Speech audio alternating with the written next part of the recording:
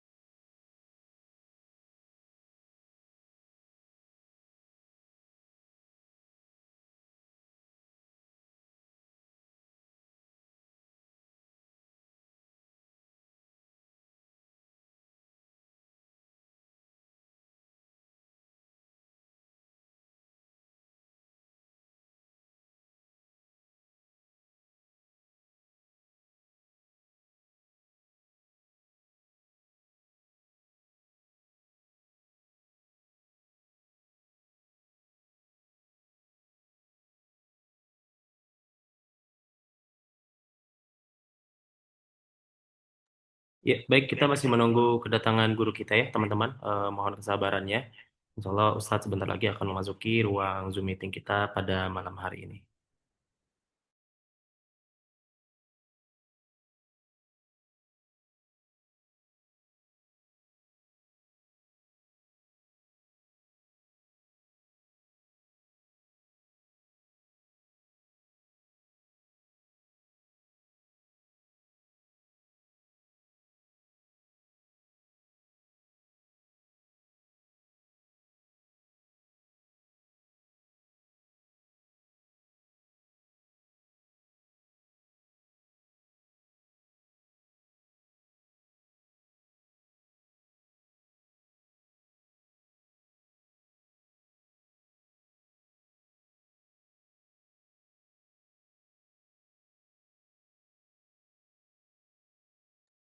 Masya Allah, Ustadz telah hadir. Mari kita sama-sama sapa beliau terlebih dahulu ya, teman-teman. Assalamualaikum, Ustadz.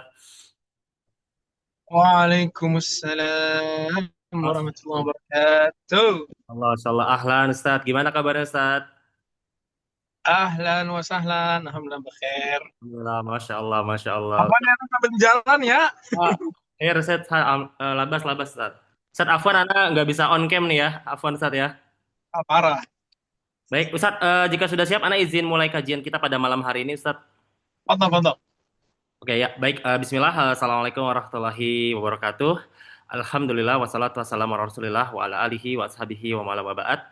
Alhamdulillah kita bersyukur pada Allah Subhanahu wa taala atas taufiknya Allah kita bisa dimudahkan untuk bertemu di malam hari ini walaupun tidak bertatap muka secara langsung ataupun secara daring insyaallah tidak mengurangi keberkahan kita dalam menuntut ilmu. Salawat serta salam tak lupa tercurah kepada Nabi kita Muhammad sallallahu alaihi wasallam beserta para keluarganya, para sahabat dan orang-orang istiqomah di atas sunnah beliau. Ya baik, kalau nasalan teman-teman di kajian kita pada malam hari ini, yang insya Allah kajian kita pada malam hari ini akan membahas nih terkait dengan tema kita yaitu apa tema kita? When Kawam Meets Salihah ya. Peran seorang pemimpin dan bagaimana menjadi seorang wanita yang penuh qanaah. Ya, insya Allah di kajian ini dibersamai bersama guru kita Ustadz Ali Fatah SAG Hafizahullah Ta'ala. Ya, Alhamdulillah beliau telah hadir di tengah-tengah kita. Dan kajian akan dibagi menjadi dua sesi, yaitu sesi materi dan juga sesi tanya jawab. Insya Allah nanti kita akan buka sesi tanya jawab lebih banyak bagi teman-teman yang ingin bertanya. Nanti bisa menuliskan pertanyaannya pada kolom Zoom meeting atau bisa menekan tombol raise hand-nya untuk bertanya langsung kepada Ustadz. Dan pertanyaan yang sesuai dengan tema yang akan kami utamakan untuk ditanyakan kepada Ustadz. Dan seperti biasa sebelum dimulai, mari sama-sama kita luruskan niat kita siapkan alat tulis kita untuk mencatat faidah-faidah ilmu yang insya Allah akan kita dapatkan pada malam hari ini. Dan kajian ini direkam bagi teman-teman yang nanti terlambat ataupun ingin memurojaah kembali bisa menyimak rekamannya yang akan kami share rekamannya di grup atau teman-teman bisa menjapri ke nomor yang tertera pada flyer Itsar Project Official. Ya baik demikian untuk mempersingkat waktu kepada Ustadz Ali Fatah SAG Hafizahullah Ta'ala Faliyatafaddal Mashkura Ustadz. Oke, Ana izin share screen ya. Oke,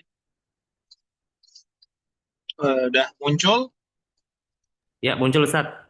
Oke, kita mulai ya. Bismillahirrahmanirrahim. Assalamualaikum warahmatullahi wabarakatuh, teman-teman semua. Semoga antum semua dalam keadaan sehat walafiat dan moga-moga malam hari ini diberkahi sama Allah Azza wa Jal.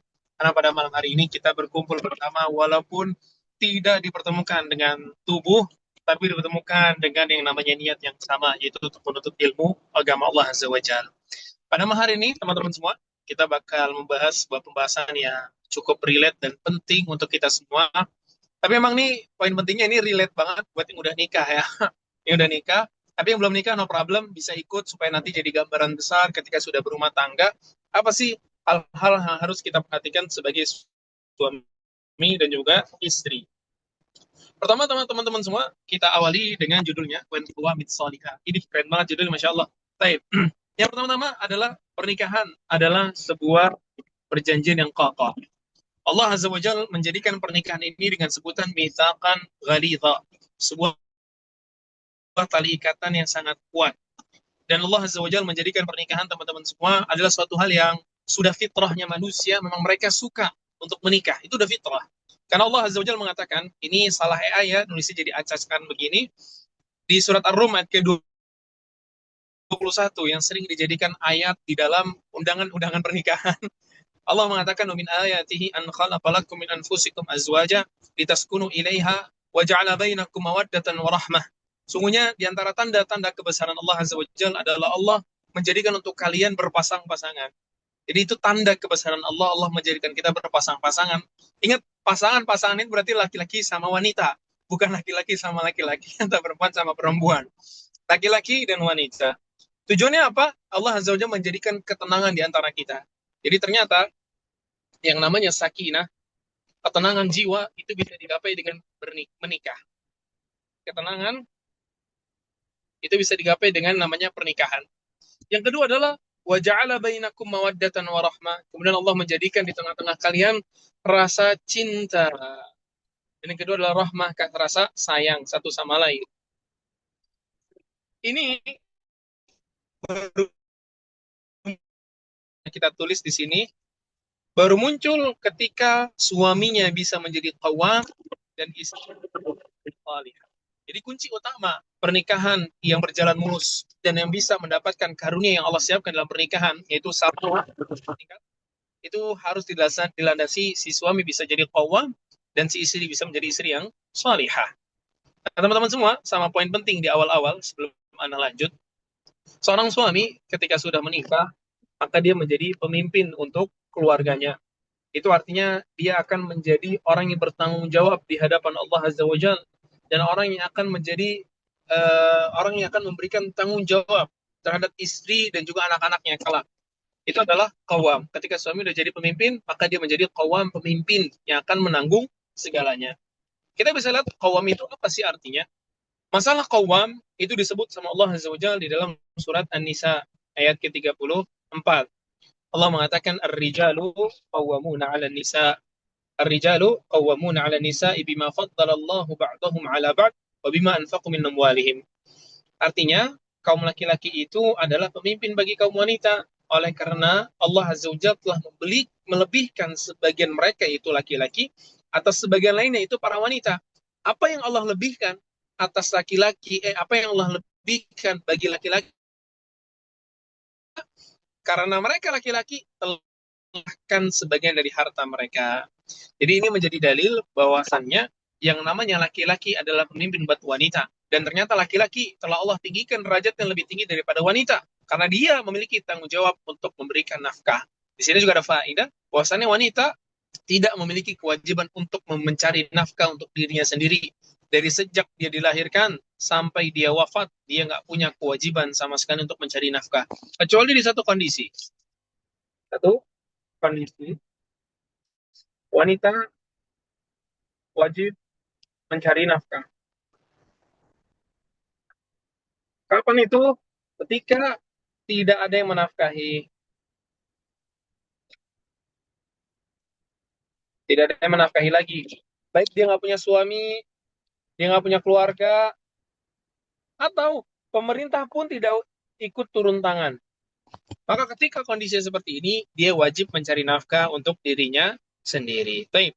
Di antara miskonsepsi orang-orang terkait masalah qawam adalah banyak laki-laki menjadikan kata-kata firman Allah qawam, pemimpin, sebagai privilege atau kekuasaan absolut atas istri. Sehingga dia menjadi suami yang otoriter terhadap istrinya. Jadi akhirnya memberikan otoritas tanpa syarat. Tapi itu bukan begitu ternyata makna qawam itu. Makna qawam hakikatnya adalah dia adalah sighah mubalaghah. Jadi kalau teman-teman ada yang pernah belajar bahasa Arab, itu nunjukin artinya ini orang senantiasa atau terus melakukan hal itu. Itu sighah mubalaghah. Qawam. Dari awalnya im. Taib. Orang yang senantiasa berdiri mengurus. Dan Imam Tabari rahimahullah memberikan penafsiran terkait qawam, yaitu mereka adalah orang yang mendidik, mengarahkan kepada ketaatan, dan menunaikan hak istrinya. Itulah yang disebut qawam.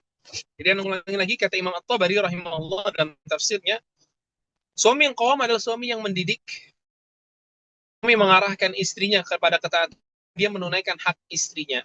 Sedangkan menurut Ibnu Katsir adalah berbasis fitrah, itu akal dan juga fisiknya dia. Kita tahu akal laki-laki lebih lurus dan lebih komitmen daripada akal perempuan, dan fisik laki-laki lebih kuat daripada fisik perempuan.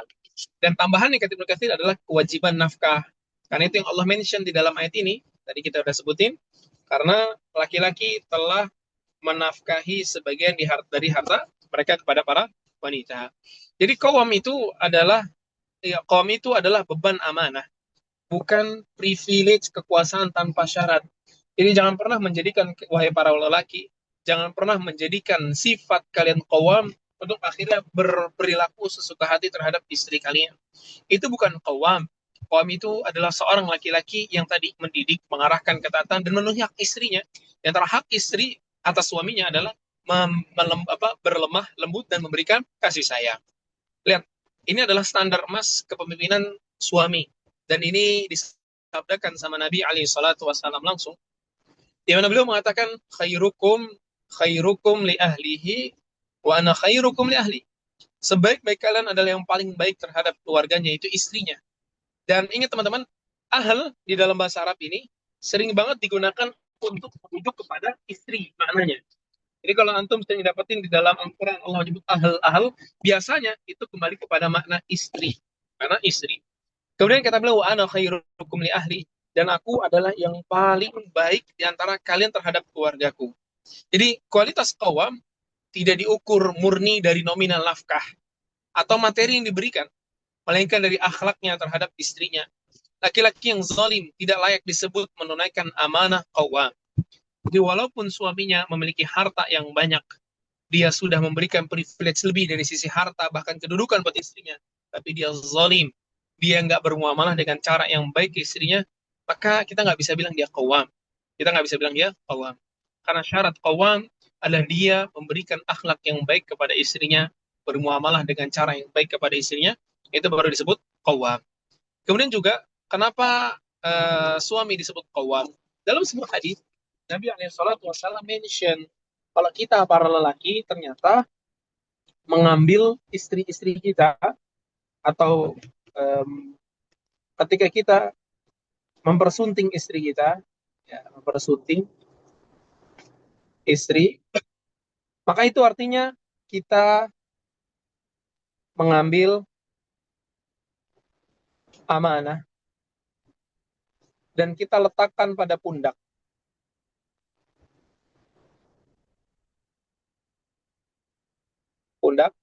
kita. Jadi ketika kita menikah, maka kita mengambil amanah, dan kita letakkan di pundak kita. Amanah siapa? Amanah orang tuanya kita ambil dan kita letakkan di atas pundak kita. Jadi seorang laki-laki itu harus benar-benar bisa menjadi pemimpin, karena dia sekarang menanggung sebuah amanah besar yang Allah limpahkan dan Allah pindahkan kepada seorang laki-laki dari orang tuanya sebelumnya. Makanya Nabi SAW mengatakan, istausu bin nisa'i khaira. Berlemah lembutlah kalian, wahai para lelaki, kepada istri-istri kalian. Fa innakum akhadtumuhunna bi amanatillah. Kalian, para lelaki, para suami, telah mengambil istri-istri kalian dari bapak-bapak mereka dengan amanah dari Allah Azza wa Jalla. Ingat, istri kita itu adalah amanah. Dan Allah yang mengatakan, innallaha ya'murukum an tu'addul amanati ila ahliha. Allah perintahkan kalian, wahai manusia, agar kalian menunaikan hak kalian, menunaikan amanah kalian kepada yang kepada yang berhak. Jadi istri kita adalah amanah dari Allah Azza wa Jalla, maka kita wajib menjaganya. Dan Allah mengatakan, dan Nabi SAW mengatakan, wastahlaltum furujahun nabi kalimatillah, dan kalian telah menghalalkan kemaluan istri kalian dengan kalimat dari Allah Azza wa Jalla. Ketika kita melangsungkan akad nikah, teman-teman semua, itu adalah kalimat dari Allah Azza wa Jalla. Ketika kita mengucapkan Bismillah dan kami kita menjalankan perintah dari Allah Azza wa Jalla, maka itu adalah kalimat dari Allah Azza wa Jalla yang wajib kita jaga juga. Makanya Nabi SAW memberikan nasihat kepada kita agar kita senantiasa berlemah lembut ke istri-istri kita. Bahkan teman-teman semua, ini sebagai para suami dulu ya, beliau menyatakan wanita itu adalah gelas kaca. Sebagaimana beliau mengatakan, rifqan bil qawarir. Berlemah lembutlah kalian kepada gelas-gelas kaca. Maka wahai para suami, sekali lagi, berlemah lembutlah kalian kepada gelas-gelas kaca. Dan ingat, kenapa Nabi SAW kasih perumpamaan sebagai gelas-gelas kaca? Karena faktanya, gelas-gelas kaca itu sangat rapuh dan mudah pecah. Demikian juga perempuan, perasaannya mudah sekali pecah, perasaannya mudah sekali retak. Maka hati-hati kalian, jangan sampai kalian meretakkan gelas-gelas kaca kalian yang sudah Allah berikan kepada kita semua. Kemudian sekarang kita melirik kepada istri. Istri yang salih. Kita semua tahu Nabi SAW mengatakan, ad-dunya mata' wa khairu mata'id dunya al-mar'atu salihah. Dunia ini adalah perhiasan, dan sebaik-baiknya perhiasan dunia adalah wanita yang salihah. Ketika kita para suami dan ketika kita para istri bisa mendapatkan atau bisa menjadi istri yang salihah, maka kita menjadi perhiasan terindah di atas muka bumi, dan kita telah mendapatkan perhiasan terindah di atas muka bumi ini. Maka bersyukur kepada Allah Azza wa Jalla atas nikmat punya pasangan yang salihah itu. Dan Allah mengatakan, memberikan sifat para wanita yang salihah dalam firman-Nya di surat An-Nisa ayat 34, fas-salihatu qanitatun hafizatun lil ghaibi bima hafizallah. Maka wanita yang salihah ialah yang taat kepada Allah lagi memelihara diri ketika suaminya tidak ada, oleh karena Allah telah memelihara mereka. Dalam ayat ini Allah Azza wa Jalla menyebutkan sifat wanita yang salihah ada 4. Yang pertama salihat, itu salihah. Yang kedua adalah qanitat, dan yang ketiga adalah hafizat. Yang keempat adalah lil ghaibi bima hafizallah. Baik, apa maksudnya? Salihah adalah wanita yang menjalankan ketaatan. Dia menjalankan ketaatan berupa kewajibannya, ketaatan itu wajib, dan menjauhkan yang haram. Sorry, kita ganti. Dan yang haram.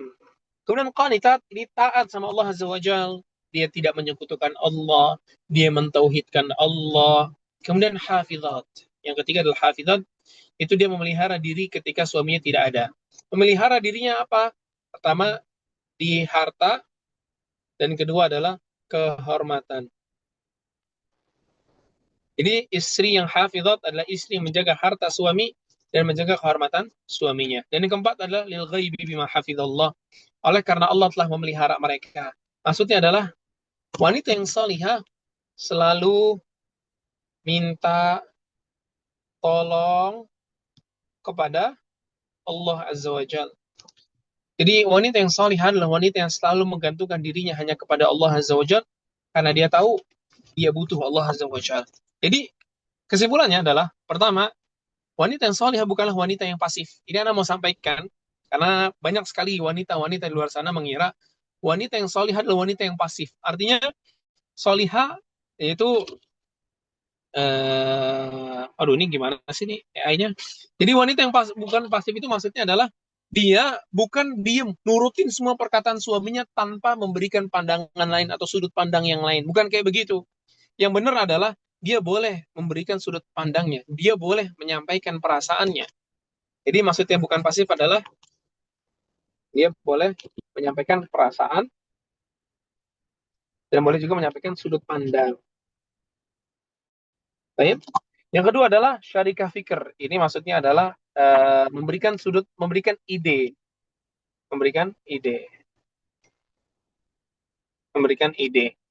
Jadi kalau kalian tahu nih sebagai bukti sejarah, aduh ini gimana sih ayahnya? Bukti sejarahnya adalah kisahnya ibu kita semua itu Ummuna Safiyah, Ummu Salamah radhiyallahu anha. Kalau kalian semua ingat dengan kisah Nabi SAW waktu selesai kejadian Sulhul Hudaybiyah, maka di situ para sahabat kan lagi bete dengan kondisi mereka. Mereka cukup apa ya ngedown banget. Mereka cukup apa namanya sedih dengan apa yang terjadi di Sulhul Hudaybiyah. Maka waktu itu Nabi SAW menyuruh para sahabatnya untuk bertahalul. Tapi nggak ada yang gerak. Bayangin itu ya. Nabi SAW merintahkan.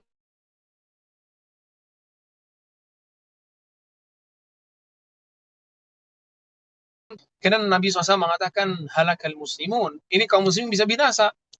Kemudian kata Ummu Salamah, ya Rasulullah, jangan begitu. Ini lihat, kata Ummu Salamah apa? Ya Rasulullah, jangan begitu. Ini artinya Ummu Salamah memberikan sudut pandang yang baru. Dia menumpahkan juga perasaannya. Kata Ummu Salamah, ya Rasulullah, wajar mereka seperti itu karena apa yang menimpa mereka waktu kejadian Sulhul Hudaybiyah. Tapi yang menarik adalah yang ketiga ini. Ummu Salamah memberikan ide kepada Nabi SAW, ya Rasulullah, mau nggak engkau mereka semua nurut sama engkau, jalanin apa yang kau inginkan. Maka kata Nabi SAW, mau dong gimana? Kata Ummu Salamah, keluar dari sini ya Rasul, kemudian engkau jangan berbicara satu patah kata pun kepada mereka, tapi langsung tahalul, dan habis itu sembelihlah dammu. Mereka bakal ngikutin kamu. Dan ternyata Nabi SAW menjalankan itu semua, ternyata para sahabat menjalankan apa yang dilakukan sama Nabi SAW. Ternyata Ummuna Salamah radhiyallahu anha, beliau bisa apa namanya tidak berperan pasif di situ, justru berperan aktif kepada suaminya. Baik. Kemudian qanaah itu kekayaan yang tidak akan ada habisnya. Qanaah itu adalah ridha dan menerima dengan lapang dada. Oke? Tapi qanaah bukan sikap pasrah tanpa usaha dan bukan alasan untuk berhenti berikhtiar atau bermalas-malasan. Qanaah adalah kewajiban, adalah kedudukan spiritual tertinggi, ketenangan jiwa terhadap bagian atau kismah yang telah Allah tetapkan buat kita setelah menempuh sebab-sebab ikhtiar secara maksimal. Ini disebutkan Ibnu Qayyim di dalam Madarijus Salikin. Madarijus Salikin. Di waktu beliau membahas masalah qanaah, beliau mention masalah hal ini. Jadi intinya teman-teman semua, jadi kita menerima apa yang sudah Allah berikan kepada kita dan kita ridho. Kita ridho dan kita menerima. Allah kasih kita apa sekarang? Ya udah itu kita syukuri. Jadi qanaah itu memiliki 3 prinsip. Ada usaha maksimal yang disebut dengan ikhtiar. Yang kedua ada tawakal, menyerahkan hasil kepada Allah Azza wa Jalla. Dan yang ketiga barulah qanaah muncul. Kalau qanaah tidak dilandasi oleh 2 hal ini, maka itu tidak disebut qanaah, tapi disebut bahlul. Disebut bahlul. Baik. Kemudian jaminan kebahagiaan dari Allah Azza wa Jalla. Orang-orang yang qanaah teman-teman semua. Jadi permasalahan qanaah dalam rumah tangga adalah permasalahan yang sangat penting. Karena ternyata kebahagiaan rumah tangga bukan dilihat dari nominal yang besar. Kebahagiaan rumah tangga itu dilihat dari sifat qanaah yang dimiliki oleh masing-masing pasangan. Kita nggak cuma ngomongin istri yang harus qanaah, tapi kita juga harus bilang seorang suami juga harus qanaah. Dia harus qanaah ketika dia sudah mendapatkan istri yang salihah. Dia harus qanaah ketika istrinya nggak minta tambahan jatah jajan. Dia pun harus qanaah ketika dia mendapatkan gaji yang nggak sebanyak itu untuk dan diberikan ke istrinya. Dia harus qanaah dan qanaah. Demikian juga istri juga harus qanaah dengan kondisi suami. Suami kita belum tentu seorang crazy rich yang punya banyak duit, sehingga dia bisa ngasih kita apa saja yang kita inginkan. Dia adalah laki-laki yang biasa, dia adalah seorang laki-laki yang siap bertanggung jawab. Dia adalah seorang laki-laki yang siap menghidupi kita dengan segala tenaga dan upaya yang bisa dia berikan. Maka tugas sebagai seorang istri adalah qanaah di situ. Dia mensyukuri dan dia menerima apa yang dia dapati dari suaminya. Dan poin penting teman-teman semua sebelum Anda lanjut, di dalam rumah tangga, sifat qanaah juga ada pada yang namanya menerima kekurangan pasangan. Menerima kekurangan pasangan. Kita tahu teman-teman semua, yang namanya rumah tangga tidak mungkin hilang dari namanya kekurangan. Karena itu merupakan sunnatullah. Di mana semasing-masing pasangan, suami maupun istri pasti punya kekurangan, punya minus, di situ punya kekurangan. Tapi kekurangan itu bisa ditutup dengan qanaah. Qanaah akan apa? Akan kelebihan yang dimiliki oleh pasangan kita. Maka dalam sebuah hadis Nabi SAW mengatakan, la yafruku mu'minun mu'minatan in kariha minha khuluqan radhiya minha akhar. Gak boleh seorang laki-laki itu benci sama istrinya gara-gara satu sifat yang dia lihat dan dia gak suka. Gak boleh kayak begitu. Gak boleh seorang suami ngeliat satu masalah dari istrinya, langsung ngomong, aku ceraiin kamu ya. Atau ngeliat satu sifat, langsung bilang, aku bakal poligami ya. Gak boleh kayak begitu. Itu nggak boleh. Itu bukan sifat kawam. Itu bukan sifat kawam. Jadi kita harus qanaah, harus menerima kelebihan yang dimiliki oleh pasangan kita dan juga menerima kekurangan yang dimiliki sama pasangan kita. Ingat, kita punya kekurangan, dia punya kekurangan. Tapi yang paling penting adalah bagaimana kita saling ridho dan saling menerima kekurangan dan kelebihan satu sama lain. Baik. Di sini ada jaminan dari Allah Azza wa Jalla terkait yang namanya qanaah. Nabi SAW mengatakan, qad aflaha man aslama wa ruziqa kafafan wa qanna'ahu Allah bima atah. Telah beruntung orang-orang yang masuk ke dalam Islam, diberikan rezeki yang cukup dan dia qanaah, dan Allah menjadikan dia qanaah atas yang Allah berikan kepada dia. Dan ini juga termasuk poin teman-teman semua, qanaah itu datangnya dari Allah, datang dari Allah. Jadi kita perlu minta sama Allah Azza wa Jalla sifat qanaah. Yang kedua, jaminan dari Nabi SAW juga adalah laisal ghina an kathratil arad walakinnal ghina ghinan nafs. Ternyata Islam tidak memandang kekayaan dengan banyaknya harta, tapi Islam memandang kekayaan adalah kekayaan di dalam jiwa. Ketika seseorang memiliki harta yang sedikit, tapi dia bersyukur dengan itu semua, dia qanaah, maka dia menjadi raja dan menjadi orang paling kaya di atas muka bumi. Tapi ketika seseorang memiliki harta yang banyak, tapi dia nggak pernah bersyukur dengan harta itu, maka dia menjadi orang paling miskin di atas muka bumi. Karena ternyata, sekali lagi, yang namanya kekayaan itu bukanlah dari harta dan bukan dari materi, tapi ditentukan oleh jiwa kita yang mau bersyukur dengan apa yang Allah berikan kepada kita semua. Yang ketiga, teman-teman semua, Allah firmankan di surat An-Nahl ayat ke-97, kita semua ingin punya hidup yang baik. Kita semua ingin punya hidup yang qanaah, di mana kita menerima, kita ridho dengan apa yang Allah Azza tetapkan buat kita dan apa yang Allah berikan kepada kita. Maka suami istri harus mengingat firman Allah Azza wa Jalla ini di surat An-Nahl ayat ke-97. Allah bilang, "Man 'amila shalihan min dzakarin aw untha wa huwa mu'min, falanuhyiyannahu hayatan thayyibah wa lanajziyannahum ajrahum bi ahsani ma kanu ya'malun." Barang siapa yang melakukan amalan saleh, barang siapa yang melakukan amalan saleh, baik laki-laki maupun wanita, dan mereka mukmin, maka kami akan menghidupkan buat mereka kehidupan yang baik. Nah, kehidupan yang baik ini tafsiran yang banyak di antara para ulama. Tapi intinya kita semua ingin punya kehidupan yang baik. Kehidupan yang enjoy, kehidupan yang tidak dipenuhi dengan beban. Balanajziyannahum ajrahum bi ahsani ma kanu ya'malun, dan kami akan berikan balasan pahala yang paling baik atas apa yang mereka kerjakan dahulu. Jadi, qanaah itu termasuk dari hayatun thayyibah kata sebagian ulama. Ketika seseorang diberikan hayatun thayyibah, maka dia wajib bersyukur. Tapi gimana caranya bisa mendapatkan hayatun thayyibah? Kata Allah, mengerjakan amal salih dan juga beriman kepada Allah Azza wa Jalla.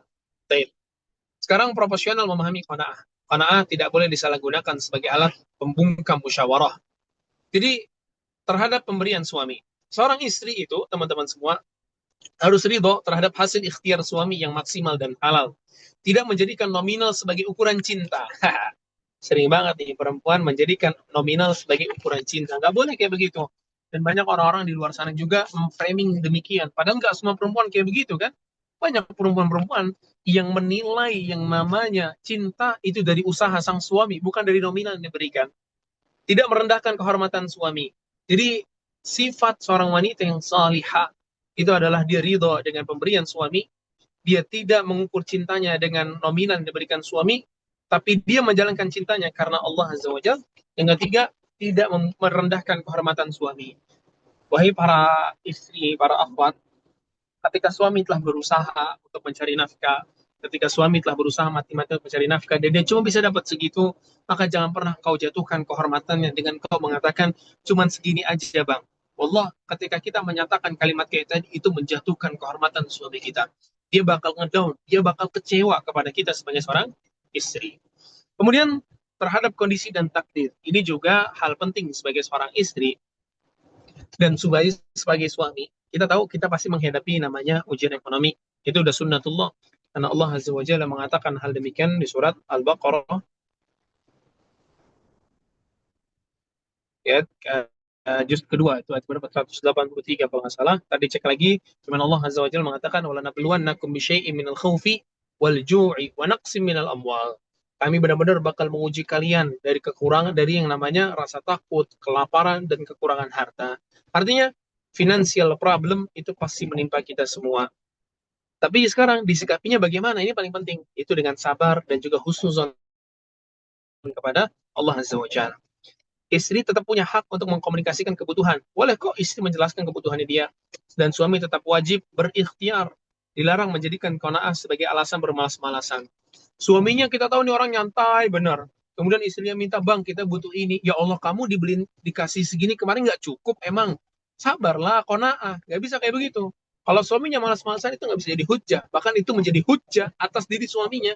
Baik. Sekarang saat selanjutnya, sabar saat kurang, syukur saat lapang. Kita tahu bahwasanya kita bakal melewati yang namanya ya roda kehidupan. Ada saatnya kita kekurangan, ada saatnya kita kelapangan, punya kelebihan dan sebagainya. Itu wajar karena kita berputar seperti roda. Kadang di atas, kadang di bawah. Tapi sekarang yang paling penting adalah ketika diuji kekurangan, kita itu ngapain? Qanaah dan sabar. Bukti kualitas iman itu di saat sempit, teman-teman semua. Kalau kita mau tahu keimanan kita seperti apa, maka lihatlah diri kita ketika diuji sama Allah Azza wa Jalla. Disitulah baru nampak iman kita seperti apa. Nah, ketika lagi lapang, diuji sama Allah Azza wa Jalla, maka kita harus bersyukur. Karena bukti kualitas iman juga bisa muncul di saat lapang. Ketika di saat lapang kita tetap ingat sama Allah, di saat lapang kita juga bisa tetap berusaha untuk bersyukur dan menyedekahkan harta kita, berarti itu bukti keimanan kita masih hidup. Karena Nabi SAW mengatakan terkait kondisi ini, kurang atau kelapangan, kurang atau kelebihan yang kita miliki, beliau mengatakan, ajaban li amril mu'min, inna amrahu kullahu khair. Sungguh menakjubkan urusan orang mukmin, segala urusannya baik. Kenapa? Idza asabathu sarra syakara fakana khairun lah, wa idza asabathu dharra sabara fakana khairun lah.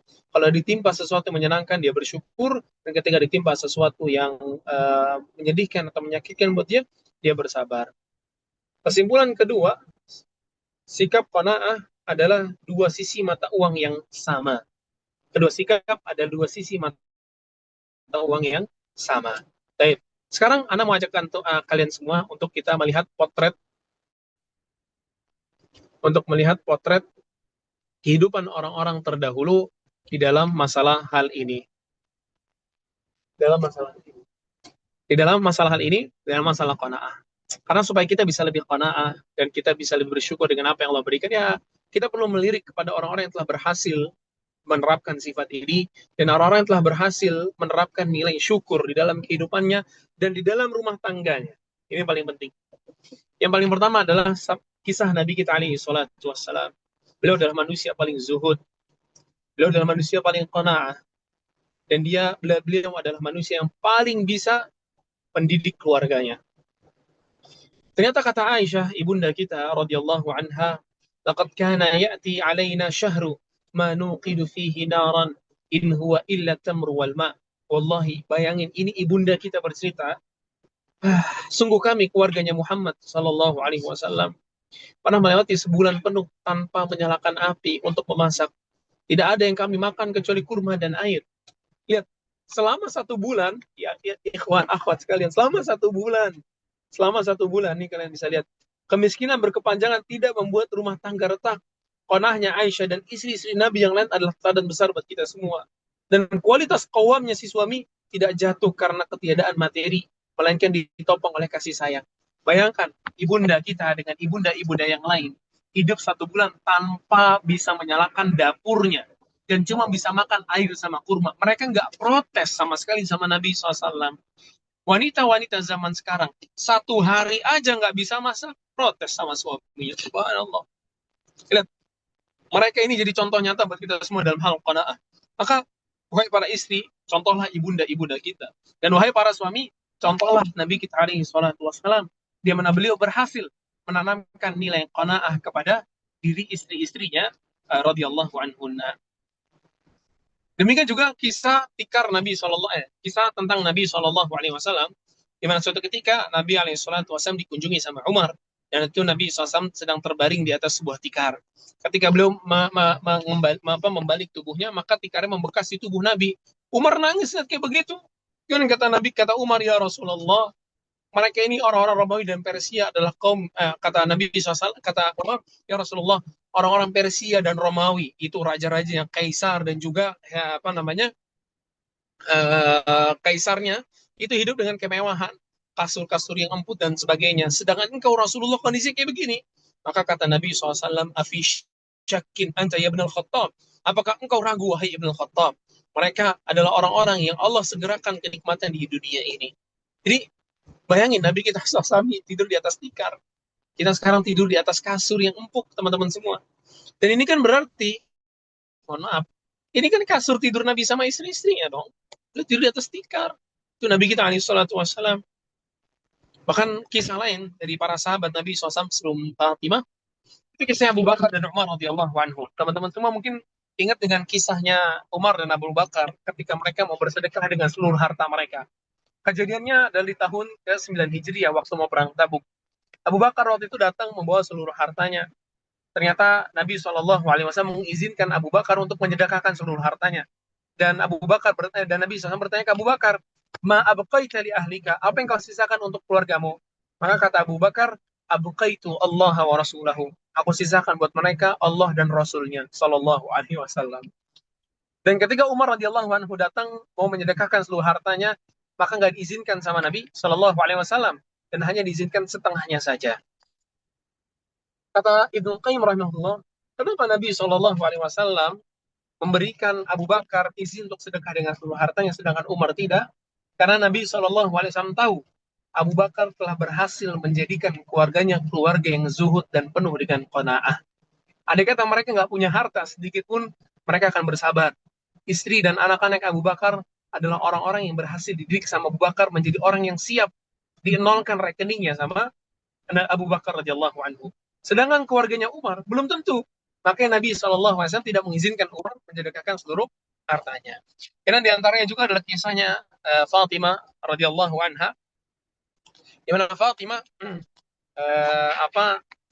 jadi istri yang salihah buat Ali bin Abi Thalib, di mana Fatimah sering menggiling atau menumbuk gandum dengan sebuah batu yang permukaannya kasar sampai akhirnya bikin tangannya kapalan. Akhirnya Fatimah minta sama Nabi pembantu, tapi sama Nabi nggak dikasih, malah diajalin zikir sama Nabi Shallallahu Alaihi Wasallam. Itu beliau mengatakan idza awaituma ila firashikuma fasabbiha tsalatan wa tsalatsin dan seterusnya. Kalau kalian sedang mau tidur, maka hendaklah kalian bertasbih 33 kali, bertahmid 33 kali, dan takbir 34 kali. Itu lebih baik daripada pembantu yang kalian minta. Lihat, Nabi SAW mengajarkan anaknya untuk qanaah. Maka kita sebagai para suami, hendaklah kita mengajarkan anak dan istri kita supaya bisa qanaah dengan apa yang Allah berikan kepada kita semua.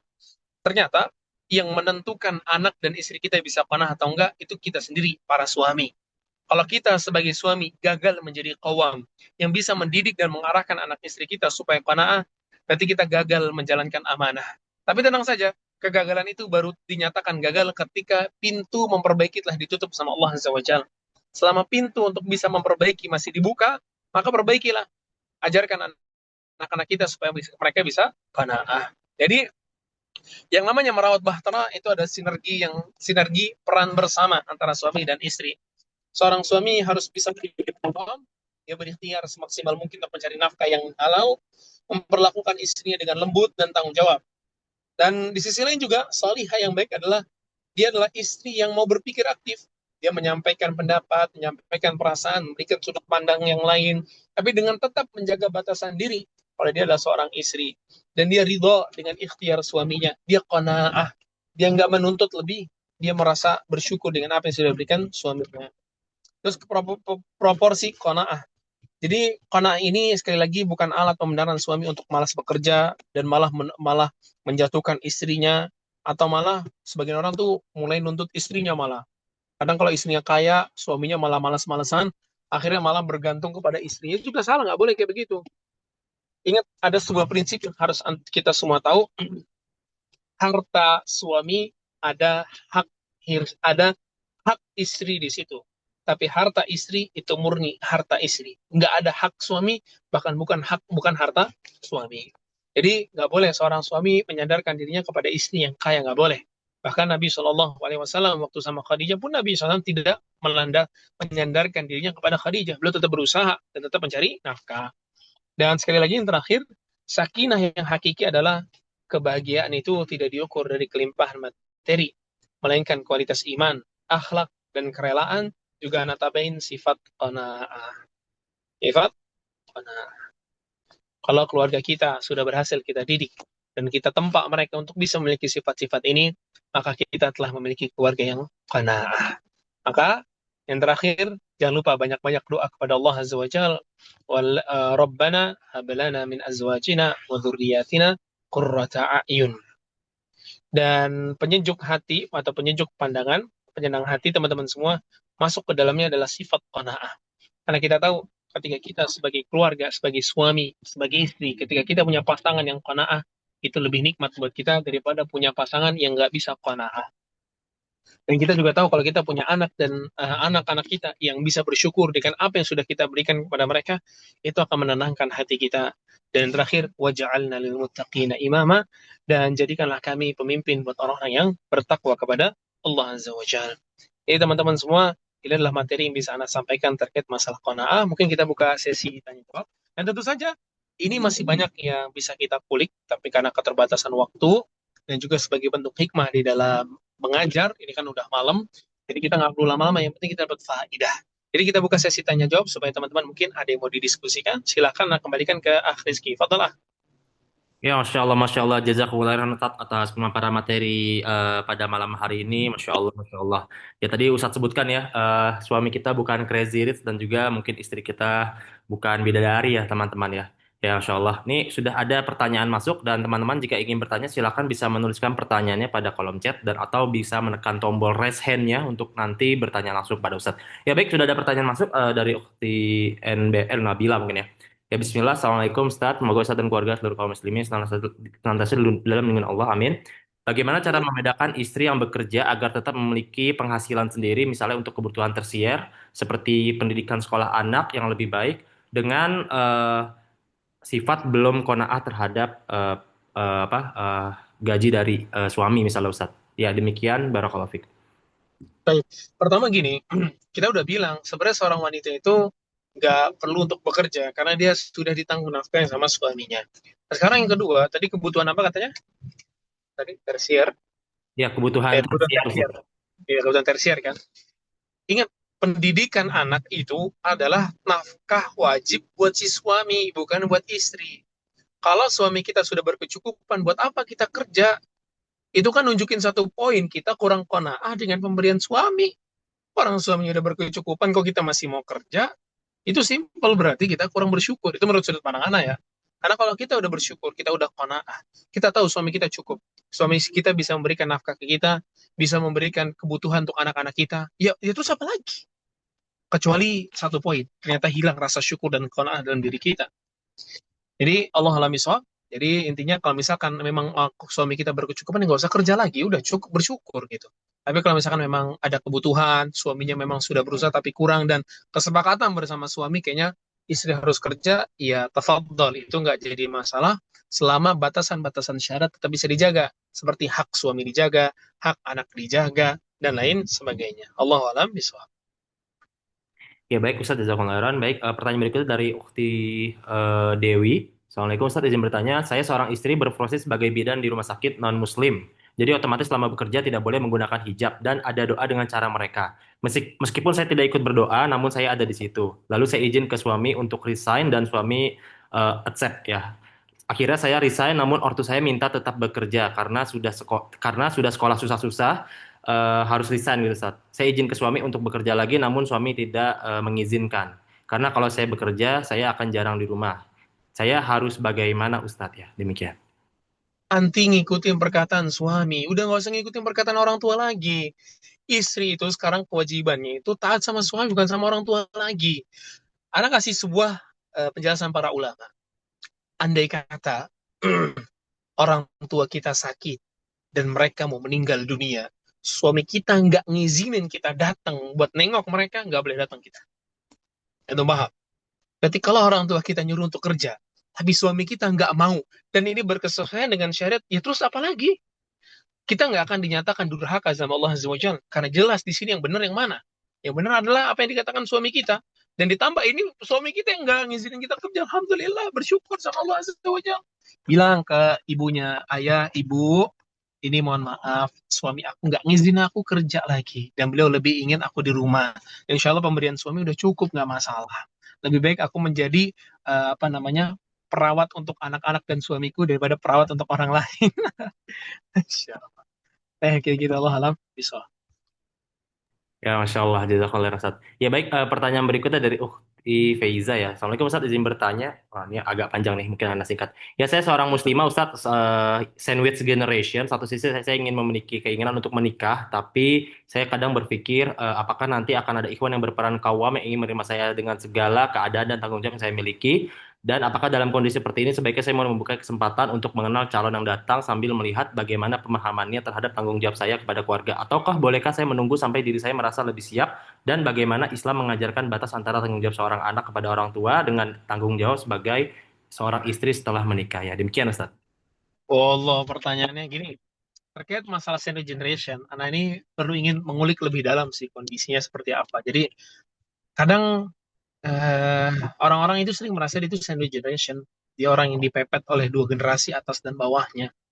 Pertama yang harus kita tahu, sandwich generation itu adalah istilah dari orang-orang yang tidak paham dengan agama. Mereka merasa dituntut sama orang tuanya, padahal itu adalah bentuk bakti menurut syariat agama ini. Dan ketika kita baik sama orang di bawah kita juga seperti adik-adik kita, itu sebenarnya juga bentuk baik kita kepada mereka. Tapi ala kulihal, sekarang kewajiban anti adalah mempersiapkan mental. Udah siap belum untuk menikah begitu? Udah siap belum untuk menikah? Dan boleh kok ya membuka peluang untuk laki-laki datang untuk apa taaruf kayak begitu itu boleh aja nggak masalah supaya kita mungkin bisa melihat-lihat nih siapa yang kira-kira cocok sama kita. Nanti kita istikharahkan kepada Allah Azza wa Jal dan lain sebagainya. Tapi yang paling penting tadi ada satu poin lagi apa? Eh, aduh, lupa tadi. Subhanallah. Eh,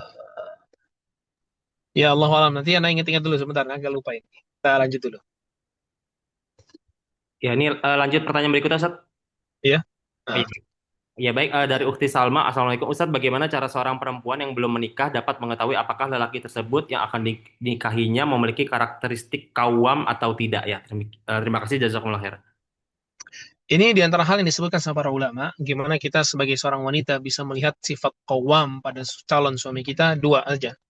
Lihat bagaimana dia bermuamalah sama ibunya, dan lihat bagaimana dia bermuamalah sama adik atau kakak perempuannya.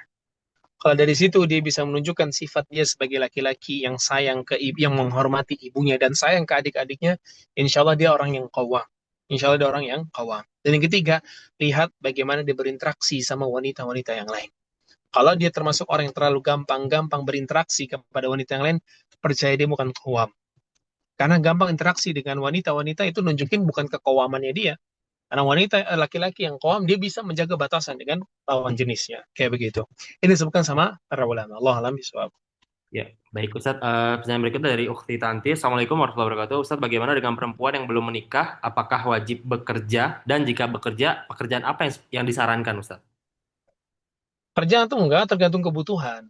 Wanita bekerja itu boleh, tapi tergantung kebutuhan. Apalagi dia belum menikah. Apakah orang tua yang masih menanggung? Kalau orang tua yang masih nanggung, nggak perlu kerja. Di rumah aja udah cukup. Tapi terkadang gini, perempuan juga ingin ada kegiatan. Kadang di rumah mulu suntuk ya kan, belum lagi kadang kalau di rumah mulu dimarah-marahin mulu sama orang tua. Jadi dia mungkin butuh keluar. Nah, pekerjaan yang baik buat wanita adalah pekerjaan yang tidak terlalu banyak menyita waktunya atau pekerjaan yang sifatnya manfaat. Seperti misalkan jadi guru, jadi apalagi intinya nggak terlalu banyak interaksi dengan lawan jenis itu lebih diutamakan, lebih diutamakan. Atau misalkan apa jualan kue, jualan apa itu boleh-boleh aja dan nggak jadi masalah. Dan ini kembali kepada passion masing-masing ya. Kerja itu nggak bisa anak paksain, nggak bisa anak bilang antum mah anti harus jadi guru, nggak bisa kayak begitu. Mungkin dia nggak bisa jadi guru, mungkin dia bisa jadi tukang jahit, kan macam-macam. Kembali ke diri kita. Tapi yang paling penting adalah lihat apakah kita butuh bekerja atau enggak begitu loh. Allah alam biswab. Ya, baik Ustadz. Ustadz ini mungkin pertanyaannya mirip-mirip seperti yang tadi. Bagaimana izin Ustadz bagaimana agar tahu laki-laki itu memiliki sifat qawam dengan proses ta'aruf yang sangat singkat dan terbatas, Ustadz? Ini sama tambahan barakallahu fik, jadi keinget. Yang keempat tadi kan udah nyebutin tiga. Yang keempat adalah istikharah sama Allah Azza wa Jalla. Kalau memang dia adalah laki-laki yang cocok untuk kita dan bisa memimpin buat kita, insya Allah Allah takdirin. Nanti gimana caranya? Nanti Allah kasih jalannya sendiri, tenang aja. Banyak kejadian kok. Orang udah istikharah nanti Allah tampakin. Ternyata dia nggak kawam, ternyata dia begini. Nampak. Sampai ada pernah orang cerita ke anak, jadi dia udah mau nikah. Ini tanya sama teman anak dari temannya lagi. Jadi ini akhwat mau nikah. Udah tinggal 1 bulan untuk pernikahan. Ternyata 1 bulan sebelum pernikahan, ternyata si akhwat ini dapat berita kalau calon suaminya baru saja putus sama mantan pacarnya. Jadi ternyata dia punya pacar selama 5 tahun sampai 1 bulan sebelum nikah. Bayangin, baru diputusin. Terus ternyata si perempuan itu cerita kalau ternyata si laki-laki ini telah berzina sama dia sebanyak 5 kali. Tuh lihat, nampak kan? Dibongkar sama Allah Azza wa Jalla. Nah, terkadang kita nggak tahu kondisi-kondisi kayak gitu, apakah apa bisa Allah bongkar gitu, bisa Allah bongkar. Jadi antara caranya. Sama satu lagi yang keenam adalah melihat bagaimana dia bermuamalah sama orang-orang. Apakah orang yang tanggung jawab, orang yang disiplin dan sebagainya. Dan bisa tanya ke teman-teman dia gimana sih orangnya, ya begitu. Allah alam bisawab. Ya, Masya Allah. Pertanyaan berikutnya Ustadz dari Ukti Yuni. Assalamualaikum Ustadz, izin bertanya. Saya seorang anak. Bagaimana hukumnya jika istri membantu mencari rezeki tambahan, tapi suami jadi terlalu nyaman Ustadz? Dan tercover dengan bantuan istri, kemudian suami jadi nyantai, tidak risau dengan ekonomi. Jadi suaminya ini jadi slow living, Ustadz. Saking slow-nya nggak kerja. Astagfirullah. Wallah itu suaminya suruh ketemu sama anak biar dinasehatin begitu loh. Subhanallahiladzim. Ya Allah. Itu salah lah. Itu bukan kawam. Itu apa? Itu dibalik aja deh. Yang kawam jadi istrinya begitu dah. Subhanallah. Masa istri yang kerja akhirnya suami jadi nyantai-nyantai? Salah lah. Nggak kayak begitu. Nanti gimana tanggung jawabnya kita di hadapan Allah Azza wa Jalla? Tadi Allah yang udah mengatakan di surat An-Nisa 53 tadi. Rijalu qawwamuna 'ala nisa. Masa Allah bilang, masa ntar dibalik ternyata istrinya yang qawam? Gak mungkin kayak begitu.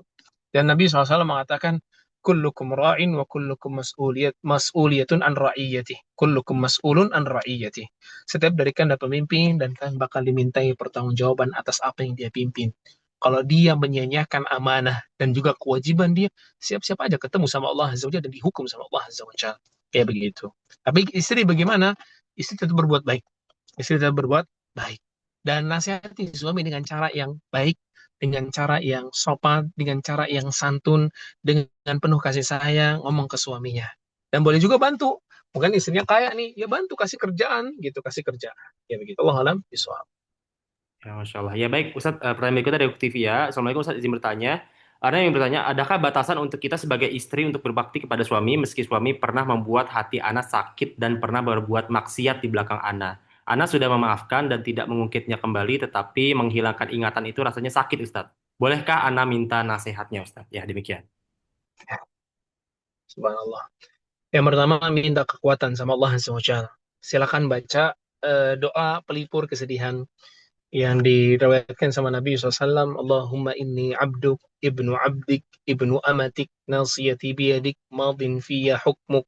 Dan seterusnya, Nabi SAW mengatakan, tidaklah seseorang membaca doa ini dalam keadaan sedih, gelisah, kecewa, kecuali Allah Azza wa Jalla akan ganti kegelisahan itu menjadi kesenangan dan kebahagiaan. Jadi baca doa itu dulu, itu yang pertama. Yang kedua, saudariku, kalau misalkan suami kita ternyata ya menusuk kita dari belakang, membuat hati kita ini retak, maka yang pertama adalah lihat kesungguhan dia mau berubah atau enggak. Lihat kesungguhan dia mau berubah atau enggak. Kalau dia menunjukkan kesungguhan dia mau berubah, dia minta maaf sama kita setelah kegep misalkan ketahuan, maka terimalah maafnya dia. Terimalah maaf dia. Sebagaimana kita mengetahui kita punya kekurangan, tapi dia tetap sabar, ya walaupun dia terjatuh, dia manusia biasa. Makanya para ulama mengatakan, rumah tangga yang tidak ada masalah adalah rumah tangga yang bermasalah. Rumah tangga yang tidak bermasalah, rumah tangga yang tidak ada masalah adalah rumah tangga yang bermasalah. Nah, ternyata rumah tangga paling sempurna, rumah tangga yang Nabi SAW pun ada masalah. Di mana Nabi SAW mendiamkan istri-istrinya yang Allah berikan di surat Tahrim dan sebagainya. Jadi nasihat anak adalah berikan peluang untuk suaminya berubah. Berikan kesempatan, kasih kesempatan. Memang hati ini sakit, tapi minta sama Allah supaya disembuhkan hati ini. Dan berikan kesempatan untuk suami bisa berubah dan doakan dia. Doakan. Jangan terus-terusan suami suruh ngedoain istri, istri juga doakan suami. Kayak begitu. Allah alam. Ya, baik Ustadz. Pertanyaan berikutnya dari Ukti Nafisa. Masya Allah, pertanyaan banyak banget ini. Bismillah, izin Ya. bertanya jika suami mengizinkan Anda bekerja, mengajar di SD, hanya karena Anda senang dengan dunia pendidikan anak-anak. Bagaimana tanggapan Ustadz? Satu sisi ingin tetap bekerja dengan mukafah yang Anda dapat, yang akan Anda berikan kepada keluarga Anda. Suaminya ngizinin nggak atau ini belum nikah orangnya? Suaminya mengizinkan Ustadz. Oh ya udah betul, nggak apa-apa. Kalau suaminya mengizinkan, nggak masalah. Tapi kalau misalnya suaminya bilang begini, "Ah, nggak apa-apa kamu kerja, tapi kayaknya aku lebih suka kamu di rumah." Nah, itu berarti maksudnya yang kedua, bukan yang pertama. Maksudnya yang kedua, bukan yang pertama. Jadi pembolehan tapi dengan keinginan lain begitu. Itu yang lebih utama kita di rumah aja. Kalau misalnya suaminya bilang kayak gitu. Tapi kalau suami bilang, udah nggak apa-apa kamu kerja aja gitu. Ya silakan, nggak masalah. Nggak masalah. Ya baik, Ustadz. Nah, Pertanyaan berikutnya, Ustadz mau tanya dulu sebelum saya kerja, saya rutin kasih sebagian gaji saya ke ibu saya.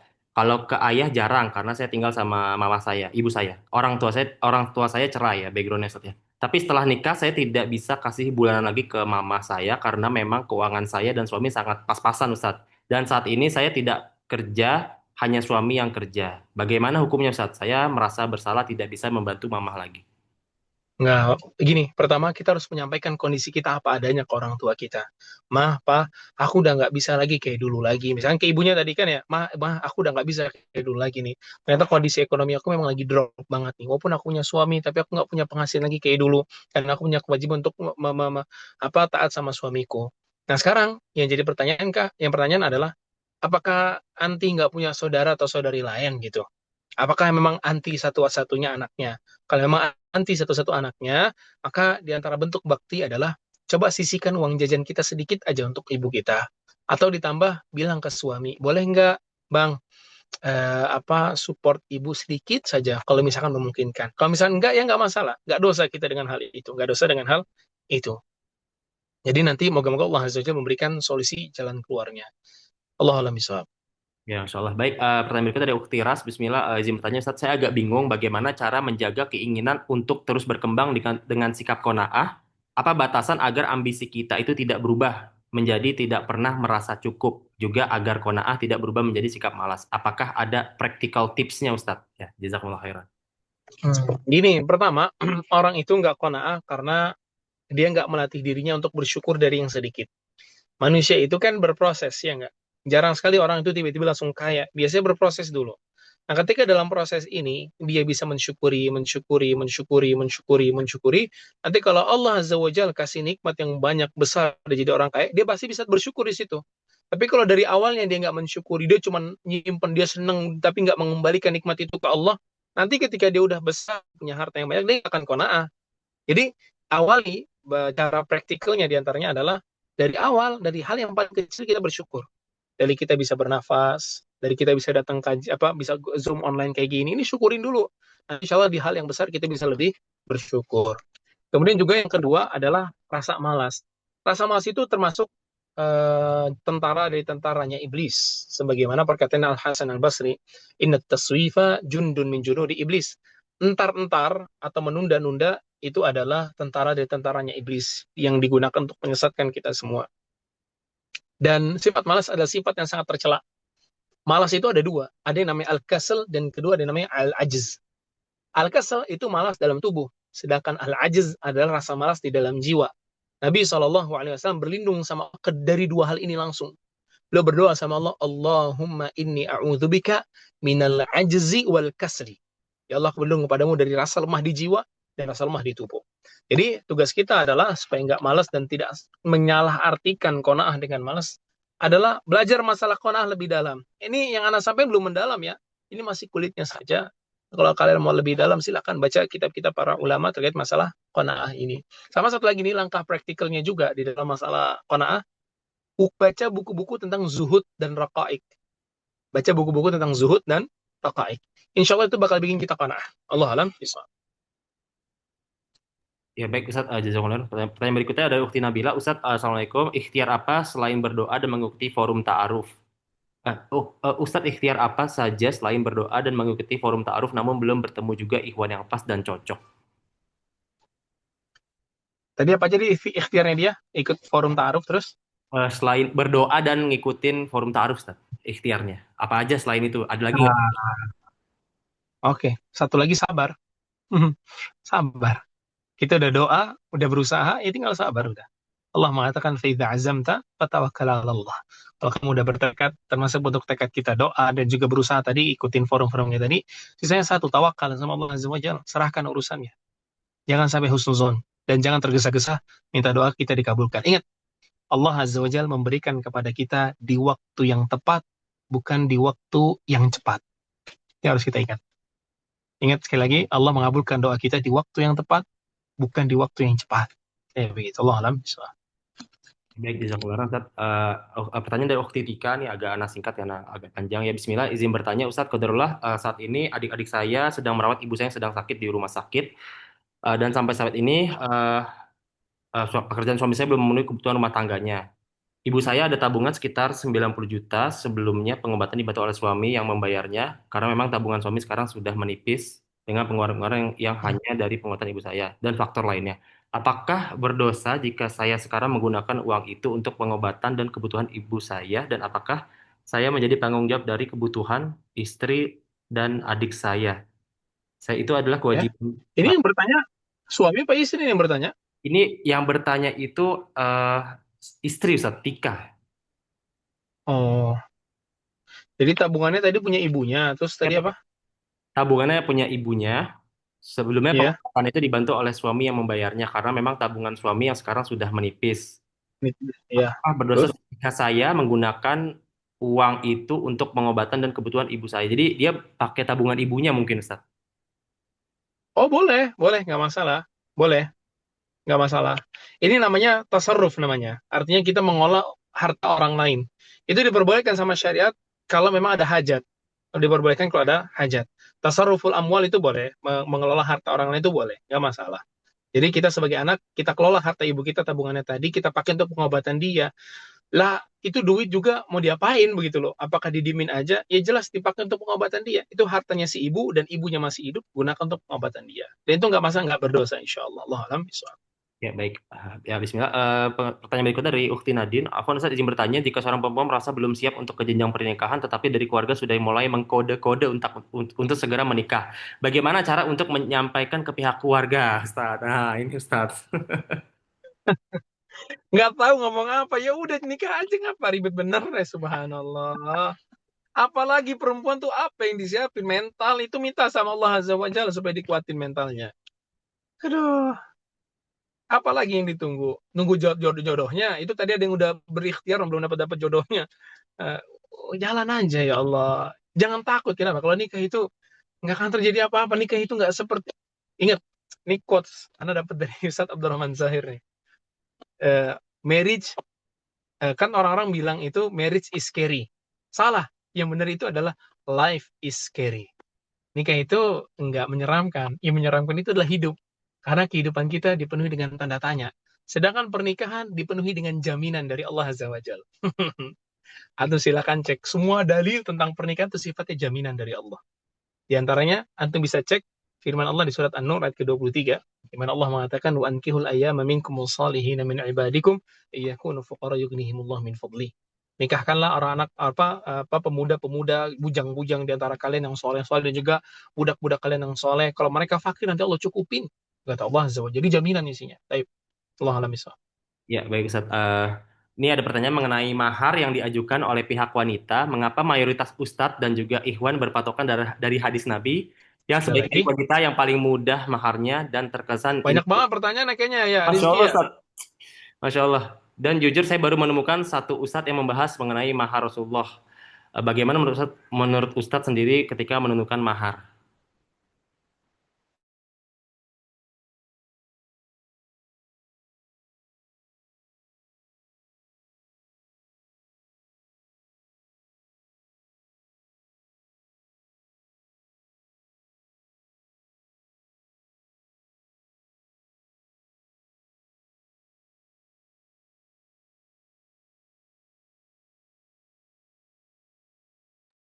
Ya baik, sepertinya ustadz terkendala sinyal.